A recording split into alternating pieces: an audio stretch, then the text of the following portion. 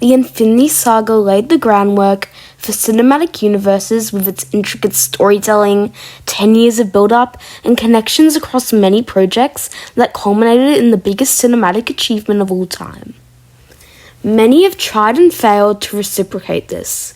The DCU, the Monsterverse, heck, even the Winnie the Pooh Blood and Honey people are making a ruined childhood universe. After a failed attempt of copying the formula, DC, under the leadership of James Gunn, has strayed away from it, creating more obscure and unrelated projects including animation, live action, and video games. We don't know the success of this yet, but what if, in another universe, he copied the Infinity Saga structure for his DCU? This is what it would look like. The first film would be Superman. It would follow Superman's origin story as he faces off against Lex Luthor, who is trying to ruin his reputation. He would work at the Daily Planet alongside Jimmy Olsen and Lois Lane and have Martian Manhunter as a superhero ally. Amanda Waller and Rick Flag would both appear, setting up the Justice League. Next up is The Flash, which would follow a pre-established Flash as he fights off against Captain Cold, his love interest Lisa's brother. Cold, with the help of scientist Caitlin Snow, who would be teased to become Killer Frost, would turn Eobard Thawne into Reverse Flash, who would fight Barry. Superman would appear in the post-credit to tease Justice League. The third film would be Superman 2. This film would follow Superman as he fights Bruno Mannheim and his android Metallo. Amanda Waller and Rick Flag appear once again, introducing Black Canary along with them. The Lasso of Truth appears in the post-credit scene, setting up the next film, Wonder Woman. This would follow Diana as she leaves Themyscira and befriends Steve Trevor, Etta Candy, and Professor Ivo, who make her see the worth in man. In Man's world, she comes into contact with Argus agents Rick Flag and Green Arrow. Her best friend Barbara turns into a cheater after coming into contact with a totem and escapes in the end, setting up her role in the Justice League movie. Now we finally have Batman, the Caped Crusader.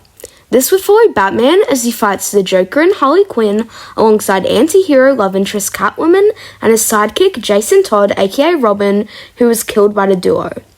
He is recruited by Amanda Waller in the end. The closing movie of Phase 1 is Justice League. This follows Superman, Batman, Wonder Woman, The Flash, Green Arrow, and Black Canary as they work for Amanda Waller to stop Cheetah, who has found the Mother Box. Amelia Harcourt will be introduced and Rick Flag would die.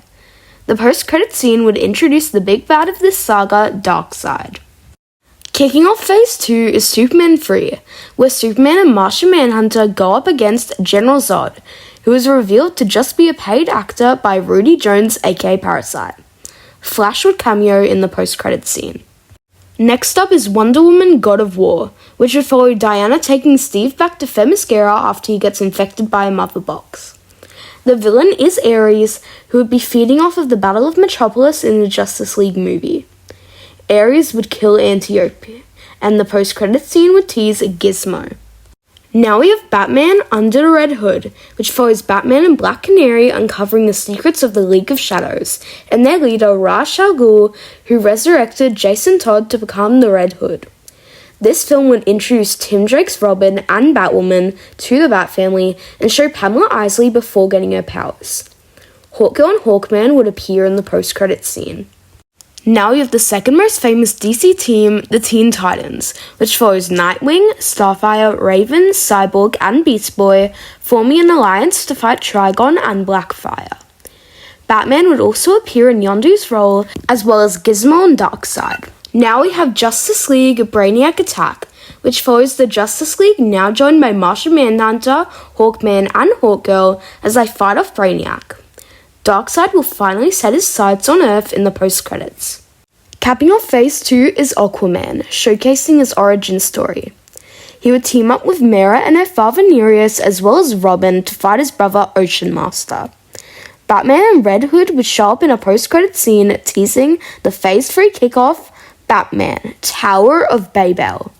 This follows Mr. Freeze, whose wife was killed in Brainiac's attacks, seeks vengeance on the Justice League by stealing Batman's contingency plans. This causes issue within the League, causing them to fight.